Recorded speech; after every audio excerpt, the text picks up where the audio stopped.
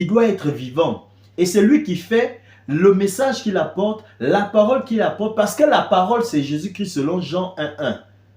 La parole, c'est Jésus-Christ. Donc, le repère de la parole, et plutôt du Saint-Esprit, c'est la parole. Donc, là où se trouve la parole, là sera le Saint-Esprit. Donc, le Saint-Esprit ne peut que venir là où il y a la parole. Et aujourd'hui, cette parole est dans le message que prêche Kakou Philippe aujourd'hui. Entre le baptême d'eau et celui du Saint-Esprit, lequel est le plus important? Bon, c'est une question aussi que j'écoute souvent. Les deux baptêmes sont pareils. Vous voyez, quand on va prendre par exemple dans 1 Pierre 3 à partir du verset 15, je crois, jusqu'à... bon, pas 15, on va prendre à partir du verset 18 jusqu'à peut-être 21 là-bas. Pierre va montrer que le baptême d'eau, c'est un antitype qui nous sauve aujourd'hui, comme l'a été à un temps l'arche de Noé. Parce que pour être sauvé au temps de Noé, il fallait rentrer dans l'arche. Ainsi, pour être sauvé, lorsque Dieu envoie un prophète messager, parce que lorsqu'on parle de baptême, il faudrait d'abord qu'il y ait la parole. D'où vous voyez, j'insiste que pour dire que le Saint-Esprit n'a que repère la parole. Voilà pourquoi que pour qu'il y ait d'abord un baptême, il faudrait d'abord qu'il y ait d'abord la parole. Et c'est cette parole-là qui nous fait entrer dans l'arche de notre temps. Vous voyez? Et c'est ce que Pierre va expliquer là-bas dans 1 Pierre 3 à partir du verset 18 à 21 là-bas, que pour être sauvé, pas qu'on va enlever la saleté sur notre corps, pas le dépouillement de la saleté sur notre corps, mais c'est en rentrant dans l'eau par une bonne conscience. C'est celui qui est capable déjà de dire qu'il reconnaît ses fautes et qui veut réellement accepter Jésus au travers de la parole de son temps. Vous voyez? Donc c'est celui-là qui va prendre son baptême.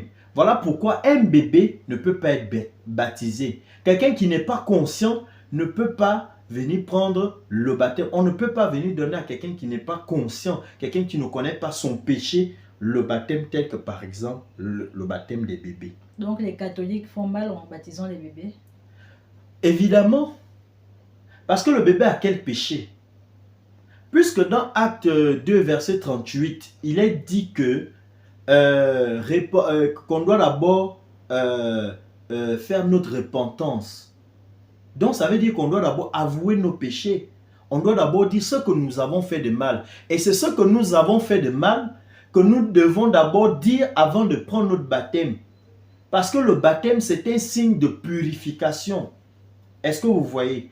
Maintenant, pour en revenir à la question, donc vous voyez que le baptême d'eau, c'est en ce moment quand on rentre dans l'eau, c'est une façon de nous purifier et d'en ressortir pur.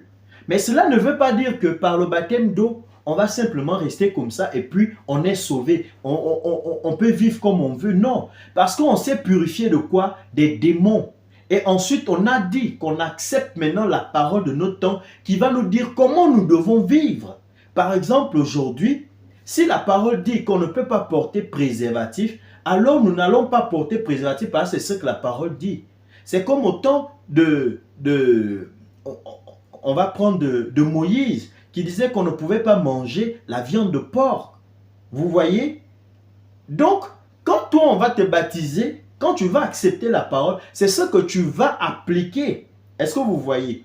Maintenant, après qu'on t'ait baptisé, tu peux recevoir le Saint-Esprit comme nous pouvons voir dans Acte 19 ou comme dans plusieurs autres passages. Après qu'on t'ait baptisé, on t'impose les mains et tu reçois l'Esprit. Il y en a d'autres qui parlent, qui prophétisaient, ainsi de suite. Ce qui n'est pas par exemple notre cas aujourd'hui. Notre cas aujourd'hui, lorsque tu crois, tu peux recevoir le baptême du Saint-Esprit avant même le baptême d'eau. Donc le baptême d'eau et le baptême du Saint-Esprit sont complémentaires. Il n'y a pas un qui est supérieur à l'autre.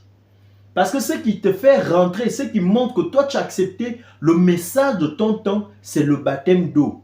Vous voyez? Maintenant, ce qui va te sceller maintenant en Christ, c'est maintenant le baptême du Saint-Esprit. Et là, tout dépendra aussi de comment tu vas recevoir cela. Si tu reçois cela au niveau de ton esprit, tu ne seras pas sauvé. Mais si tu reçois cela au niveau de ton âme, tu seras sauvé. Donc, il n'y a pas un baptême mieux que l'autre ou il n'y a pas un baptême qui est plus petit que l'autre. Il n'y a qu'un seul baptême. Il n'y a qu'un seul baptême.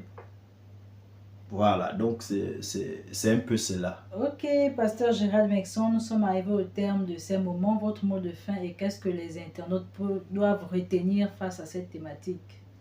Déjà, c'était une très belle thématique parce que nous remarquons que partout où nous partons et ce que nous voyons aussi, les gens sont à la quête du Saint-Esprit. Il suffit juste que quelqu'un qui se dit homme de Dieu